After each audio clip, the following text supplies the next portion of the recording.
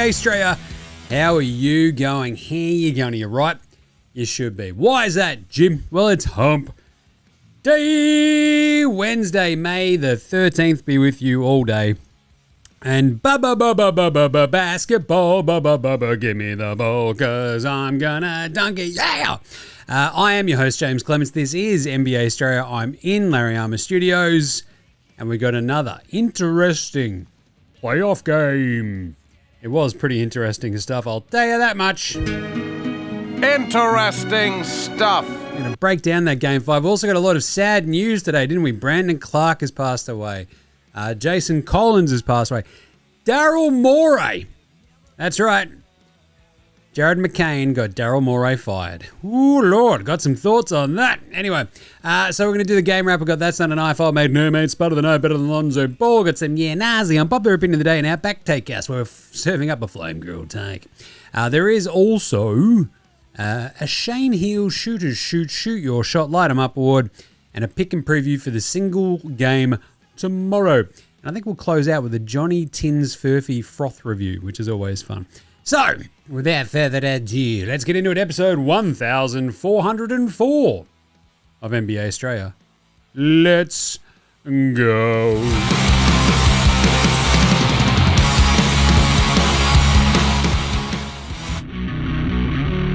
This is Josh Giddey. G'day, this is Andrew Gaze. This is Jack White. This is Joe Ingles. This is Darcy Daniels. This is Chris Anstey. This is Matthew Delvedova. This is Shane Heel. You're listening to NBA Australia. And you're listening to NBA Australia. And you're listening to NBA Australia. You're listening to NBA Australia. And you're listening to NBA Australia. You're listening to NBA Australia. And you're listening and watching NBA Australia. This is NBA Australia. Let's do it.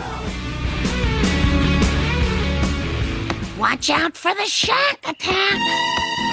You better watch out for the Wemby, the pissed off Wemby attack. If you're the poor Minnesota Timberwolves in that first quarter today. Geez, he had 16 points before you could blink. You better watch out for the Josh Harris attack as well if you're Daryl Morey, or more importantly, the Jared McCain trade that'll get you fired if you're Daryl Morey. Let's start there with the, what is it, Jim? How do you start every show? Oh yeah, it's some sort of daily whip around. Good job. Daryl Morey is out in Philly as your Presidente of Basketball Operations, which tracks because he's I don't know, the phrase fart sniffer gets thrown around a bit, right? And well, there's drinking your own bathwater, same sort of vibe, right? The telling of the media, hey, we sold high on Jared McCain, what, less than 12 months after he'd, had a major injury, was working his way back, was on track to win Rookie of the Year, and then you sold high on him by barely playing him. You're a moron, Daryl. What are you doing? So yes, there was a meeting with Josh Harris and David Blitzer, the owners of the Sixers, and Daryl Morey was Dunskies. The weird part is Nick Nurse is staying around, which is, in a vacuum, fine. I think Nick Nurse is a fine coach. He has some problems, but whatever. He's done a really good job with Maxey and VJ, especially this year. The tricky part is, if you're going to this, you can never do this sort of stuff ass backwards, and that's what you're doing. You've already got a coach in play. He's there. You've got a coach. That is a good coach. He's a championship-winning coach, Nick Nurse. But then the GM's going to come in, the new president of basketball ops, and they're going to go, I want my guy. I didn't hire Nick Nurse. And then you go through this 2, 3, 4 year turbulent, just dumb fuckery, and it just happens that the guy eventually shit cans the incumbent coach and then gets his own new coach, and then it all goes, and then you're like 6 years on and someone else is getting fired, right? Like, the Bulls just keep doing this. The Sixers don't. They did this already with Morey and Doc Rivers, and that didn't work out great in the end, did it? So, yeah. Anyway, Elton Brand's name will be thrown around a little bit. Pretty interesting there, but look, I'll talk about Morey later in year Nars. The sad bits of news today. Brandon Clarke, the 29-year-old big man for the Memphis Grizzlies, was found passed away this week. It was overnight, right? So, 7-year player, was drafted in 2019, was a beloved teammate, And it just, that just sucks. Brandon Clarke, 29, man. Like, it's just too young. Brutal, isn't it? So, yeah, that's really, really sad for the Grizzlies, for his teammates, for his friends and family, and yeah, it's brutal. And the same thing with Jason Collins, the 13-year NBA vet has passed away. He was 47. He was battling with stage 4 glioblastoma, which is horrible. So brain cancer, brain tumor, yeah, not great. He was also the first active openly gay NBA player. So we were in New York, living there, and he was signed by the Nets as this was all breaking. And it was like very cool to sort of be a part of that and sort of see how the crowd responded to Jason Collins. And it was like super duper supportive. It was awesome. It was really, really nice. And yeah, it sort of came out a little while ago that he was dealing with this, and that's really sad as well. So a couple of tough ones there. Not great. Just sad. Again, hug your mates. Other little bits and bobs. Giannis versus Milwaukee. Nothing to see here, folks. Nothing to see here. Nothing to see. Move along. Move along. Nothing to see here. The NBA concluded its investigation into the Bucks shutting down Giannis over concerns for his health. Remember that? And Giannis like, I'm fine. I can play. Let me play. And the Bucks are like, nah. You're going to screw up our tank. Didn't really matter in the end anyway, but apparently the NBA looked into it and went, yeah, no further action here is warranted. You're like, wow, that was pretty quick. How's that investigation going into the Clippers though, Adam? And he's like, what? What investigation, Jim? I don't know what you're talking about. Okay. LeBron James and the Lakers got bundled out yesterday, obviously, to demoralizing sweep at the hands of the Oklahoma City Thunder. Since then, we've gotten lots of the LeBron James. I've never been a third option in my life. It's a bit weird. I do lots of different things. And like, I don't know, we're in this sort of weird situation where we will spend a large amount of this coming off season talking about LeBron and where he's going to go. And I don't know, does it really move the needle? It didn't move the needle this year in LA, really. It did a bit. But the big question is simply going to be, will he take less money to stick around with the Lakers, or will he try and get a little bit more cash from somewhere else and like end up in Cleveland or Golden State or whatever, right? And apparently there is interest in continuing their partnership there in LA. It's like, all right, cool. They did draft his son. But the big question for the Lakers is obviously the Austin Reeves signing.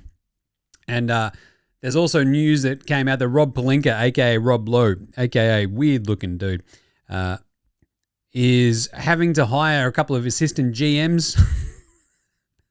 This is the, please don't fire me. Look, I've got 2 new hires. Good job. But Austin Reeves, so how much are they going to pay for him? That's going to be the big question this offseason, really. Luka loves him. I think Luka has thrived when there is another ball handler on his team. We saw it with Jalen Brunson in with the Mavs, obviously, and then you sort of build around that with just defense first, centers, wings, and away you go. But anyway, so Austin Reeves, defensively suspect, offensively a weapon. So I guess you sort of go, are you the Brunson? I think you're the Brunson next to Luka. And LeBron's like, what about me? It's like, get out of here, LeBron. Anyway, but the Jazz and the Atlanta Hawks are apparently 2 teams with known interest in snagging Reeves. So that'll be interesting to see what happens there. And yeah, the Lakers in general. There's just a lot going on. So Lakers, lots of balls in the air. Sixers have fired Daryl Morey. We'll see what happens there. We'll talk about that later in year nars. But then we got a Game 5 today. Game wrap. What a game this was. Minnesota 97, San Antonio 126. Geez, Jim, it was a 29-point game. What do you mean? This game was actually rocking. It was so rocking, it was Moroccan. This was an absolute out-and-out slaughter to start by the Spurs. Place was going off its nut. Wemby ripped off 16 points before he could blink, as I said. And then he had 18 of the 34, I think, in their first quarter. It was crazy. Off his head. And then the Wolves sort of slowly reeled it back in. Ant-Man was playing really, really well. And then the Spurs rip off this other 11-0 run to start the second quarter, put the Wolves back on their heels. The Wolves have heels. They've got paws. Do paws have heels? I reckon they do. It's just the back of a foot, isn't it? Anyway, place is going off its head. They go ice cold at the end of the second, so the Wolves sort of stick in it. But they couldn't quite take advantage. So they're still down by 12 at the half. It was 59-47. And Randall had shot 2 of 7 for McDaniels as well. Ayo hits a 3 to start the second half, and then boom, Minnesota off to the races. 12-2 run. They tied it up. It was 61-61. And from there, it was all Spurs. All Spurs. Harper's defense was absolute chaos. They go on this little 11-2 run. It's 83-69 with 2 minutes to go in the third quarter. You're like, what the hell just happened? It was Dylan Harper's defense causing all sorts of havoc. Keldon Johnson actually appearing in the series finally. You're like, that's good. Castle was in foul trouble early. Gets a couple of buckets here as well. You're like, ooh. The turnovers, the missed shots. Rudy, just an absolute basket case in the paint, was not helping matters for Minnesota. Like, even trying to get entry passes to a 7'2" French bloke is just apparently impossible now. And I think it ends up on a 19-6 run for the Spurs to close out the third quarter, and it's 91-73. 91-73. You're like, what the hell just happened? And they just wrested control back of the game. They score the first bucket of the fourth quarter, up 20, biggest lead of the game. And like halfway through, they've sort of pulled it back to 11 of the Wolves. And then Vassell hits a 3, Castle hits a 2, and it's back up 16, and they just cruised from there. The defense, though, for the Spurs is the thing that stood out the most. It was absolutely relentless at times. And sort of they are the ultimate young team, right? The defense feeds the offense. So when they're flying about on defense, you've got Harper, you've got Castle doing all sorts of great. Keldon Johnson blocking everything was not really on my bingo card, but Wemby was everywhere. He was awesome. And the Wolves just couldn't hit a shot. They went 9 of 33 from downtown. They had 13 turnovers, 39% from the floor. Randall goes 6 of 17 for his 17, 6 of 13 for Jaden McDaniels. And then you've got Ayo with 16, 9 and 4. 20 for Ant-Man, and just looked a little bit out of sorts because he's got 2 Spurs draped over him, it felt like at times. So he ends up with a 22 and 2. 22 and 2? No, a 22 and 2, Richie. And 4 turnovers. It was just a bit, there you go. The big one, though, is like the big French Spud. 4 and 5 in 23 minutes for Rudy Gobert. This stuff out there. Rudy. Oh. He stunk it up. He was just horrible. You got nothing from Terrence Shannon Jr. Mike Conley hit a shot early and then nothing else. And then it was basically bench time. It was wild. Naz Reid, he had 12 and 5. And you're basically staring down the barrel of like, oh, God, can they play Rudy again? Remember, like, if you go back to the start of the series, Rudy was the secret sauce of stopping Wemby. Yeah, it didn't stop him today. 27-17, 5 assists and 3 blocks for Victor Wembanyama. Took it easy on him. Got to give it to him, but he took it easy on him. 53% from the floor, the Spurs shot totally. He went 9 of 16, 2 of 5 from deep. Fox was really good, 18, 4 and 5 for him too. Sort of, considering he was questionable coming into this, he looked really good.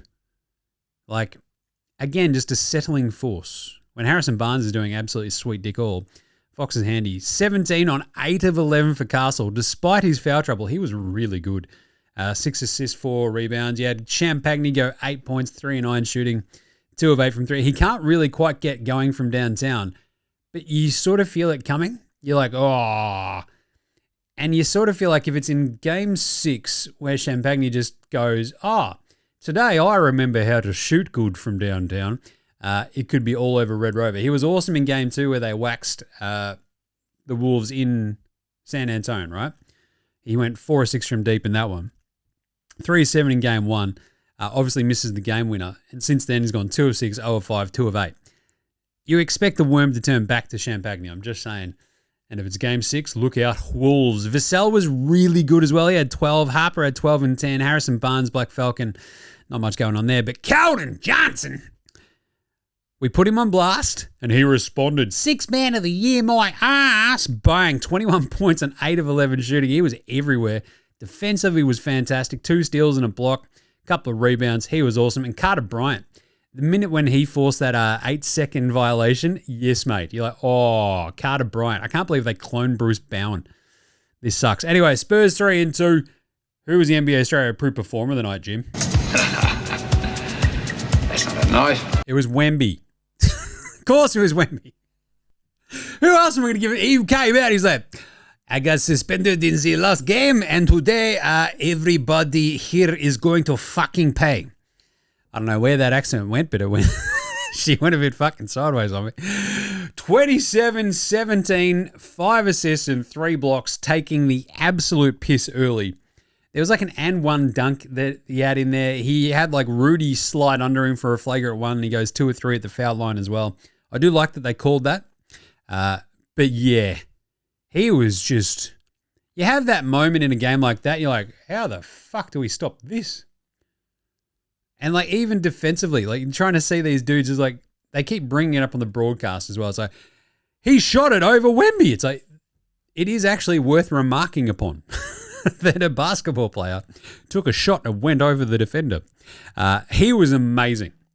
And it's just so demoralizing to come into a game like that where you expect revenge. And he did it to him. He absolutely did it to him. God, it was awesome. He was like a Shaolin monk flamethrower dragon. It was nuts. Fucking hell. Absolute alien shit. Yeah, pretty good, that Wemby. Does it go straight to the pool room?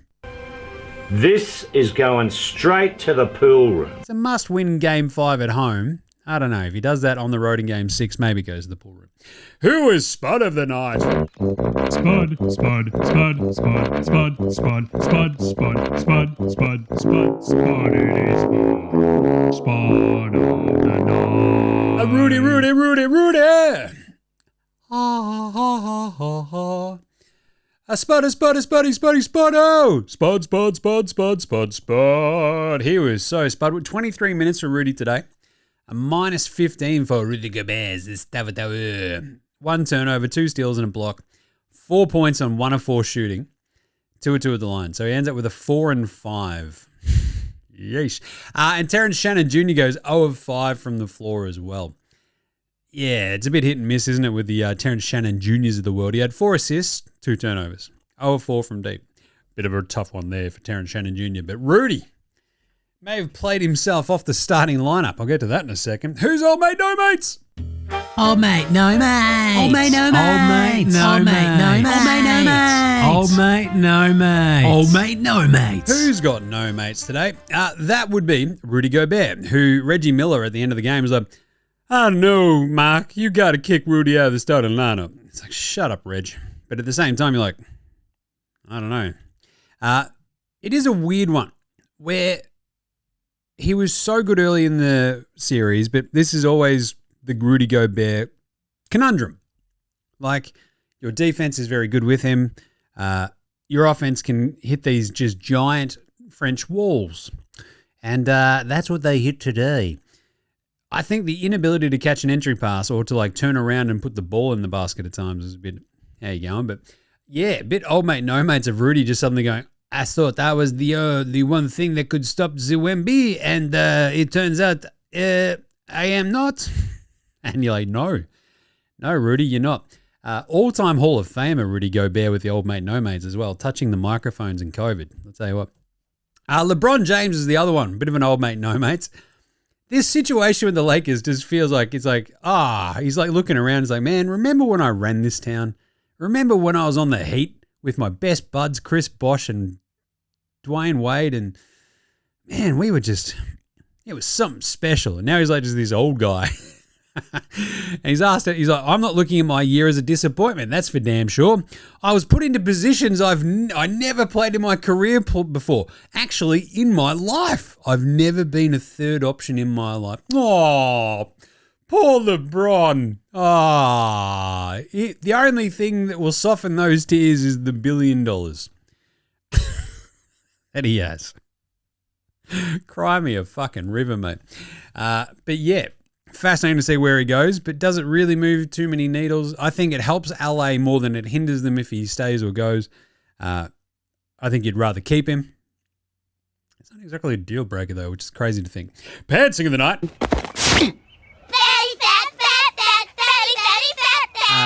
You want to know how much the Spud Rudy Gobert was a Spud today? Keldon Johnson blocked the shit out of him. Keldon Johnson quite literally pantsed Naz Reid as well, just like ripped down his shorts. You're like, that's a bit... Settle down, Keldon. And Rudy got pantsed by the double block by Champagne and Wemby. They both blocked his dunk. And you're like, Jesus, Rudy. That's just... Yeah, it's a pantsing. But the Keldon Johnson just like, whoopang, get that out of here was very, very, very, very nice. Finally, better than Lonzo Ball, Bronny James, and Ben Simmons. Lonzo was the best player in high school. He was the best player in college. You think he'll get to the pros and be like, I made it to the pros, now I can be average. We're coming for everybody. Stephon Castle and Dylan Harper are coming for everybody. I don't know how the Spurs have just like basically taken the Duncan Parker Ginobili sort of core and like cloned it and made it better. But here we are. Because Castle was off his head. 8 of 11 shooting, 17 points, 6 assists, 4 rebounds, couple of steals and a block. Unreal game. In foul trouble as well. Didn't matter. But Dylan Harper, holy shit. Fellow number 2 pick, right? Along with Lonzo. Goes out and just has himself a double-double in the playoffs. 12 points, 10 rebounds, 2 assists, a steal and a block. And I think the thing that stood out the most to me is like, we know that Castle is a defensive demon, but Dylan fucking Harper, he had that sick block on Ant-Man that really just sort of, in that third quarter, it's like this big sort of push. They slow down the Wolves just enough because of his defense. He gets out on offense as well. And then going back and forth, and you're like, oh, God, he's good. And it's unfair that the Spurs have him as well. What are we doing?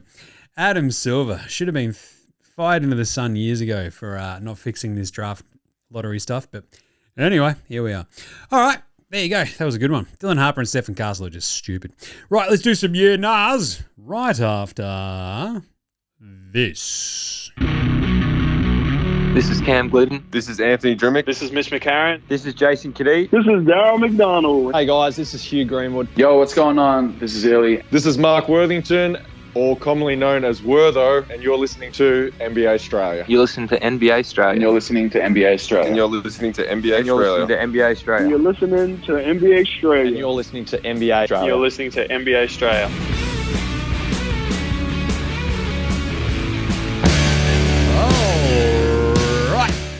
Let's do some yeah nahs brought to you by you. That's right, you can help support the show by buying your mate Jim a tin or a coffee. You can do that simply at buymeacoffee.com/NBA Australia. Very simple. The link is in our show description and our social bio, so go hit it up.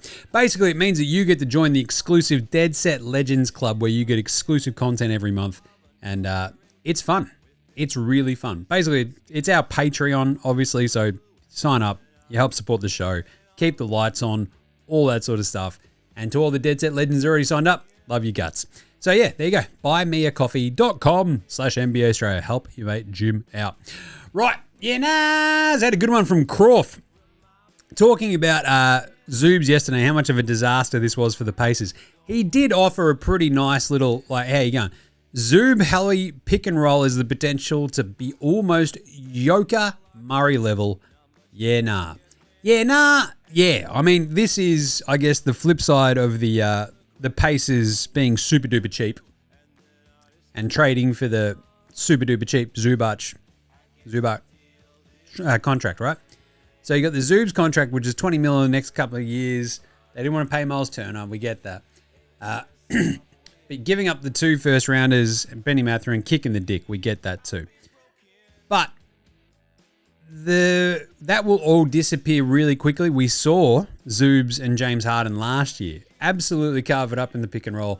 We know that Halliburton, when he was paired with Miles Turner, like Miles Turner was dog shit this year because he didn't have a fucking point guard that is as good as Tyrese Halliburton. So Zubac will sing. He will be really good for the Pacers when Halliburton comes back. And it's also like a nice release valve as well for Halliburton to have a decent big man who can actually score. And he doesn't have to do absolutely kind of everything coming back from the Achilles. So, yeah, Croft makes a good point. The Zoob-Hallie pick and roll will be very, very good. But I don't know if it's give up a top 5 pick in this draft as well as another unprotected pick and Benny Mathurin, your former first-round pick. Valuable, but here we are. Right, does Daryl Morey get another job, Jim? Yeah, nah, yeah. Because there are still some pretty badly run organizations out there. And like he has done some very good stuff. Right? The Maxi pick nailed it. Nailed taking VJ.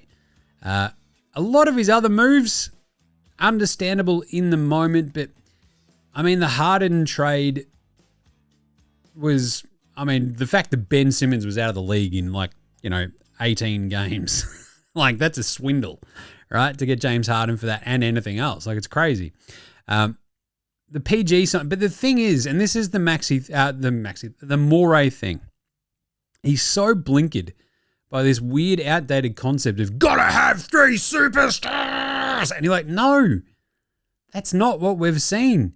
What you need is like a mix and match roster that has an absolute super duper star usually on it, along with an excellent 1B, and then around them you got to spread your talent, you spread your money across a bunch of really super athletic, highly specific role specialists, right? Like, that's what you need. And Morey's like, oh, I've got Paul George on a really big contract. It's like, you're an idiot. Oh, Jared McCain, he's not playing good for us. I sold high on him. You got pick 22 in a draft that falls off a fucking cliff at 18, Daryl, you idiot. Right? So, yeah. The thing is, does he get another job? Yeah. Should he? Yeah, nah. Not this same job. I think he's really good as the wonk guy. The other part of this, and I think Sixers fans will get it. I know Houston fans will get it as well. He just has to be the wonk guy. Like, whether it's as a consultant, as it's like a pure numbers dude, he can't be the dude. You can't give him too much power. He can't be the be-all, end-all guy because he's fucked in the head. Everywhere he's been, the culture, this everyone is an asset to me culture absolutely runs its fucking course. And everywhere he's been, the vibe completely fucking turns and shifts because he doesn't win either. So this approach, there's always a middle ground, and some nerds, like you see this all the time with tech nerds and shit, they just don't fucking get the human connection. You know? Joel Embiid just going, this guy sucks, I want him gone. It's not exactly what happened, but it's probably a big part of it. Like not replacing Jared McCain with another fucking player because Josh Harris didn't want to pay the luxury tax probably cost them any sort of a fucking chance at having a crack with the Knicks, right? In the playoffs. You've probably wasted like the vast majority of Joel Embiid's prime because you make the Paul George move like too late. You make the Harden move and then you piss him off because you're double dealing behind his back.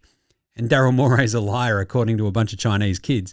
But the vibes have been simply fucked everywhere he's been. Those locker rooms, the organizational vibes. And we can't underestimate just how big, like if you've ever worked anywhere that sucks ass organizationally, you get it, right? It's fucking brutal. It's a pain in the ass to go to work. It's just fucking demoralizing. And a lot of this time, like you get this thing with like a Daryl Morey sort of type. And it's like, none of that matters. What matters is talent. It's like, nah, that's not fucking right. Because talent could be fuckwitted. And we've seen time and time and time again that really well-connected teams win NBA titles. Right? You can be like, oh, gotta have 3 superstars. And you go, well, you can also, if you look back quite simply through the last decade of NBA title winners, you go, yes, the Steph KD, like Warriors, awesome. But by the same token, that's like a generational thing where Steph takes less money, the cap spike allows them to get KD. Draymond and Clay are drafted there and grow into like, again, superstar specialists. That's what they were. You think about Toronto. You've got Kawhi. You've got like a couple of other dudes, but he's like the one dude and everyone else around him, again, superstar specialists. You go on to the Lakers. You've got LeBron and AD. There's no third super duper star here at that point. 21. The same sort of vibe. When you go with the Bucks, you've got Giannis and you've got Jrue Holiday, Chris Middleton. Again, 2 non-superstar dudes, very fucking good dudes though, right? And then on and on and on. You go the Warriors go back in 22. You've got the Nuggets, and you think about them, it's Jamal and Joker, and then like Aaron Gordon, not a super duper star, but an incredibly important piece to what they do and how they fit around them. Same with the Celtics. You at that point had an ascendant Tatum, Jaylen Brown, extreme zinger meal. Extreme zinger meal. Again, not a super duper star. Drew Holiday as well, Al Horford. It's the collective sum of the parts. And I don't think Daryl Morey's really ever fucking understood that. And it's crazy to me that he keeps getting these gigs and like has never won shit. And there's a reason for that. So that's my vibe. Anyway, I've got another. It's a little precursor, I reckon, this year, And I was thinking about this watching the Cleveland-Detroit game. They're both really flawed teams, I think, Detroit and Cleveland. Both very good teams. But almost regardless what happens in this series, it's 2-2. We've got Detroit hosting Cleveland for Game 5 tomorrow. Do both teams this coming off season look at their squads and go, fucking, we're going to fix this? Yeah, nah. I think so. Because I reckon even if they get through to this like Eastern Conference Finals, we know that Detroit play the Knicks really well. Cleveland, but I think what we've seen on both squads is these glaring fucking holes. Detroit, it's the secondary shot creation. Cleveland, it's like a certain sense of toughness and wing defense and not being able to essentially, like the weird sort of sense of redundancy between Allen and Mobley and also kind of Mitchell and Harden. But I don't know. So do Detroit go for MPJ? Do Cleveland go for Giannis? Like it's all in play, I think, this offseason. And I think they both kind of need to fix what ails them. I don't know. Detroit might have missed a trick this season. I reckon if they have that secondary, better-ish kind of version of Tobias Harris has been fucking fantastic, don't get me wrong, but if you've got maybe somebody else there as well, maybe you've got a really good chance of getting to the finals. But anyway, unpopular opinion of the day. Now look at me, please. Look at me. Look at me. Look at me. Look at me. Look at me. Look at me. I don't know. Like this kind of feels unpopular. There's so much I fucking like the Celtics. Because there's so many fucking Celtics fans out there, and especially in the media, they always sort of dominate conversations, right? Am I crazy that thinking that Jaylen Brown for Giannis is fucked in their head? Right? Jaylen Brown, I get like the weird sort of back and forth for him and Tatum, but I just kind of almost think that the fit sucks, doesn't it? Because what are you going to do? Play Giannis at the 5? Like Jaylen Brown is almost being underestimated at this point. Like he's multifaceted defensively. He's awesome. And time again, we get to these points in playoffs where you're like, man, you just need a guy who can get you a bucket. Jaylen Brown can do that. Jason Tatum can do that. If you've got a couple of dudes who can do that, you're fucking laughing. That's why they won a title. But he plays defense. He can hit threes. There's playmaking when Tatum's not there as well. Whereas Giannis, it's like, yeah, the defense will be pretty bloody good. He's a fucking crazy pterodactyl. The playmaking, the rebounding, that'd be big for Boston, obviously. But suddenly, are you playing him at the 4? You're playing him at the 5. Suddenly you need more spacing. And you're like, oh, I didn't see this coming. So you fucking should have. It's Giannis. And if you don't have a fucking stretch 5 like that he had for so long with Brook Lopez in Milwaukee, but Giannis is also way older and way more injury prone. So color me a bit fucking skeptical about Giannis on Boston if that ever happens. So I don't know. I feel like every time I see someone talk this out, I'm like, why? Shut up. Right? So there you go. That's an unpopular opinion of the day, especially for Boston fans maybe. I don't know. Let me know what you reckon. Jaylen Brown, Giannis. I get that Giannis is like a top 5 player, but I sort of feel like you might not be needing him there in Boston. Just saying. Anyway, Outback Takehouse.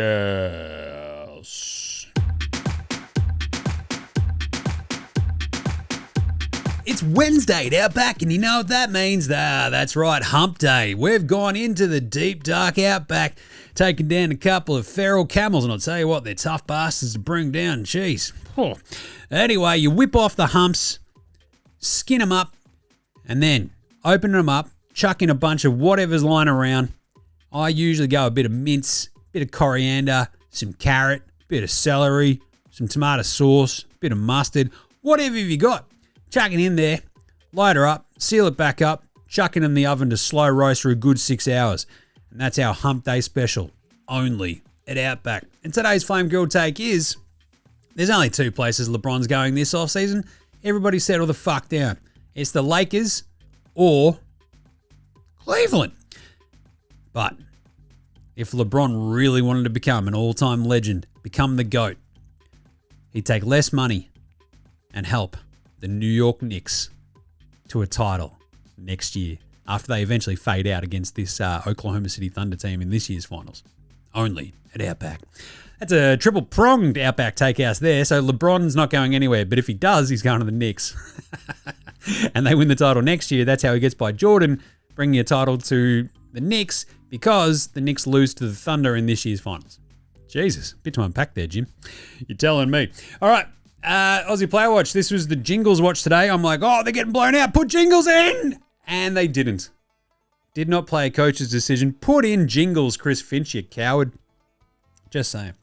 All right, how about a bit of a Shane Hill? Shoot your shot, light him up. He threw it down. Are you healed? Are you healed? Praise the Lord, I'm healed. Praise the Lord, for I'm healed. It is the Shane Hill. Shoot is shoot. Shoot your shot, light him up award. Oh, yeah. Rui Hachimura. So the Lakers bow out, but that also means we say goodbye to the greatest single 3-point playoff shooter in NBA history. What's that, Jim? Steph Curry already? No, Rui Hachimura. He actually finished the season shooting 50% from the three in 15 straight games. But anyway, 56.9% in these playoffs. He is the all-time leader in playoff 3-point field goal percentage, which is wild. He's also the bloke who came out and said, honestly, I don't like shooting threes. It's still not my thing. I don't really like it, but I just have to do it. So he, which is absurd, right? He is the leader all time in 3-point field goal percentage in the playoffs. It's Rui ahead of Bob Hansen, Myers Leonard, Andy Nemhard, and Seth Curry. Not Steph Curry, Seth Curry. You've got Raja Bell at 6, Matt Bullard at 7, BJ Armstrong and Mike Dunleavy at 8, and the Duckman, Luke Kennard, at 10. Ahead of Kenny Smith and Buddy Hield. But yeah, Rui Hachimura shooting the absolute piss out of it when he doesn't really like shooting threes is funny as hell to me. And hey man, you're a shooter. Shooter's got to shoot. Listen to Shane Hill. All right, how about a bit of a Patty Mills Game Day, Baller Game Day Twitter check-in. He did post a photo today, which is always nice. I like seeing photos of my Patty. I just missed my Patty. Need to get him on the show, don't we? Where are we? Patty Mills? Patty Meal? There are no limits where this game can take you. Competing in the Final Four at the Olympic venue in Barcelona was another reminder of how special this journey is. Deep down, it was hard to show up after hearing about Uncle Ian. Grateful for every chapter, every moment, the people we carry with us through it all. Lele's everywhere and forever. Oh, some great Paddy photos there as well. Good pass. Nails a 3. Looking awesome. King of hospitality. Wearing his shoes. Looking awesome. Love you, Paddy. Lele everywhere and forever. What a legend. Paddy Mills. All right. How about a game preview for tomorrow? Game preview. Thanks, Inadvertent Bane. Not a problem, Jim. How's it all going? Yeah, not bad. Cruising along. It's now a week before I go to the States. I have no idea what I'm going to do about the show while I'm over there. I think, as I said the other day, I think what I'll end up just doing, I've got a couple of little wireless mics, which I'll take over there. Try to do a couple of interviews, see how we go. I'll probably just do some little update shows here and there, just sitting in hotel rooms and shit after games. So, yeah, we'll see how we go. Anyway, remember, you can find all of our picks over at Dabble. The link is in our show description and our social bios. We nailed today's pick. We had the Spurs minus 10.5. We also chucked an extra Wemby multi in there as well for 25, 14, and 3. And he had 27, 15, and 5. And 3. So that was pretty good. So, tomorrow, Game 5. Detroit basketball hosting the Cleveland. That's right, Cleveland Cavaliers. I wrote this down, and I did this yesterday. Cleveland to Detroit, and I'm just like, minus 3.5 Pistons. So let's actually have a look. I have no idea what the actual line is. It is Detroit minus 3.5. It's almost like I do this for a living. Detroit minus 3.5. That is actually going to be my pick as well. I think at home. It's crazy to look back at these two Cleveland games where Detroit, in and amongst all of it, they blow game 3 with the 3 back-to-back Cade turnovers, Harden responding with 3 back-to-back made buckets. It's like they Freaky Friday'd each other. I don't know if they pissed in the same urinal or whatever, but yeah, weird. And then it's like they're up at the half in game 4. And then Donovan Mitchell has an out-of-body experience and ties the fucking record for playoff scoring in a half. Right? Jalen Duren's been a fucking shell of himself the last game and a bit. You had the Karras game in game 4. They blew that. Tobias Harris is a bit shit. Cade has been a bit, how you going in these last 2? But I think at home, if you get a little bit more out of Orsar Thompson, if Tobias Harris is feeling pretty good, and I don't like saying that sentence, if Tobias Harris is pretty good, fucking hell, what a world we live in. But I think at home, Detroit can steady the ship and get the win. So I'm going to take the Pistons minus 3.5. A little bit worried, but then you have that moment of realizing that Cleveland have not yet won an away game in these playoffs. So really, technically, they're still playing in the first round because the series doesn't finish until the home team loses. So Cleveland might just win the title by never losing at home. Or if the home team never loses. Anyway, I think the Pistons get this one. Give me Pistons minus 3.5. You get a bigger Duren game. You get a better Orsar game. If Karras and Dennis Jenkins give you a little bit of something off the bench as well, I think the Pistons can roll. So I just still trust that defense. It fucking completely gave up the ghost last game against Donnie Mitchell, but I still trust it. So I think especially at home, let's go Pistons. All right, and there you go. That's it. What a fun day. Sad day, but a fun day. Right, we'll be back on deck tomorrow for a quick show to wrap up that game. In the meantime, make sure you're following NBA Straya on Twitter, Facey, IG, TikTok, YouTube. We've got NBA Coffee Run every morning, dropping off the squids, popping on for a video, making, any last-minute changes, predictions, talking through everything, so go check that out. You can also get around Footy Unfiltrated. Myself and Jez, go jump on the podcast apps for this week. We had a massive technical screw-up that just, so no video this week, but at least we got the audio for you. So Footy Unfiltrated, my beloved Blues fired Michael Voss this week. Oh, he resigned. Sorry. Yes. And that means I've got some thoughts. So go have a listen to Footy Unfiltrated. It's good stuff. Very much enjoy talking footy again. NFL Australia with myself and Gaz, and Jim does Supercoach. That'll be going up tonight as well about the AFL Supercoach week. Naz is out as well, so big questions around that. Rate, review, and star and subscribe, of course, across all of your podcast apps and YouTube. Jump in the comments there. Make sure you subscribe. Say g'day. Give us a wave. Just jump in the comments and say what you reckon. Send through any Naz you want to as well. Also, support the show. buymeacoffee.com/NBA Straya. Help support the show. Keep the lights on. Big thanks go to From Oslo for the intro and outro song, as well as to House Hats, Josh Delarentis, Fascinated Goldmines, Ramshack Alami. Good to see them on the weekend. Iowa Section, Green, and Dozers. They're behind all the tunes you might hear on the show. Smash them on your music streaming platform of choice. We're going to close out today's show with a Johnny Frost Firthy tin review. That's right. Johnny Tins Firthy doing a froth review. He likes a beer, so that's what we're going to talk about. All right, we'll catch you very quickly tomorrow, you dickheads. This is NBA Straya saying, look after yourselves, would ya? Hug your mates, and later, hosen.